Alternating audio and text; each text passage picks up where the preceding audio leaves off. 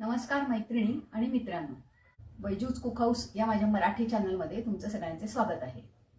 आज मी कॅमेरासमोर एक विनंती करण्याकरता आहे. पहिली विनंती म्हणजे की हे जर चॅनल तुम्ही सबस्क्राईब केलं नसेल किंवा माझं इंग्लिश चॅनल वैजूज कुक हाऊस हे पण सबस्क्राईब केलं नसेल तर ते दोन्ही चॅनल प्लीज सबस्क्राईब करा.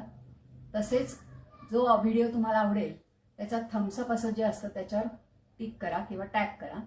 त्याचप्रमाणे तुमचे जे काही विचार असतील ते खाली कमेंट बॉक्समध्ये द्या आणि हे जास्तीत जास्त लोकांमध्ये शेअर करा. तसेच जेव्हा मी नवीन व्हिडिओ करेन त्याची इन्फॉर्मेशन किंवा त्याचं नोटिफिकेशन तुम्हाला मिळण्याकरता बेल आयकॉन असते ती सुद्धा दाबा. धन्यवाद. गोड खायची इच्छा झाली आहे पण बाहेरून आणायला नको आहे, तर आज मी तुम्हाला कल्पना करता येणारी अशी एक खीर करून दाखवते. हल्ली बहुतेक आपल्या घरांमध्ये खारी बुंदी ही असतेच, त्यामुळे तुम्हाला ही खीर नक्कीच करता येईल. चला आपण तो व्हिडिओ बघूया. खीर करायची म्हटली म्हणजे दूध हे थोडं घट्टसर आपण आटवलेलं दूध ते आवश्यक असतं. त्याप्रमाणे मी इथे आधीच दूध उकळत ठेवून दिलेलं आहे. आता ही जी खारी बुंदी आहे ही मी एका चाळणीसारखे आपलं जे असतं त्याच्यामध्ये घेतली आहे, चाळणीमध्ये, आणि त्याच्यावर मी आता उकळतं एकदम पाणी ओतणार आहे. ह्याने दोन गोष्टी होतील की त्या खाऱ्या बुंदीचा खारटपणा जो असेल तो सगळ्या पाण्यात निघून जाईल आणि मी तसंच ते पाण्यात चाळणी ठेवल्या कारणाने बुंदीही फुलेल. त्यामुळे तसंच एक 2-3 मिनटं आपण तसंच ठेवायचं आहे. आणि आता ही बुंदी बघा कशी छान फुललेली.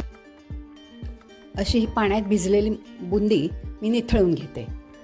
आता या खिरीला छान सुवास येण्याकरता नेहमी जसं आपण गोड पदार्थात घालतो तसे मी वेलचीचे दाणे घालणार आहे अख्खे. कधी कधी ते दाताखाली छान लागतात. पावडर न घालता मी दाणे घालते आणि जायफळ किसणीवर आपण जशी ताजी पावडर करून येतो तसेची जायफळ पूड घालणार आहे. फक्त केशर आत्ता नाही घालणार आहे. फक्त वेलचीचे दाणे आणि जायफळ आणि आपल्याला जेवढी हवी असेल त्या प्रमाणात साखर असं घालून परत हे थोडंसं उकळत राहू द्यायचं आहे, तसंच गॅस बारीक करून. आता ह्याच्यात आपण जी बुंदी तयार केली ती घालायची आहे आणि सारखं करायचं आहे.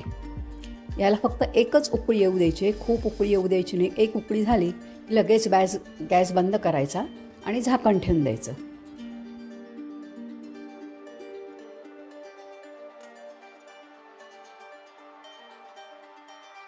जशी जशी ही खीर गार होत जाईल तशी ती घट्ट होत जाईल.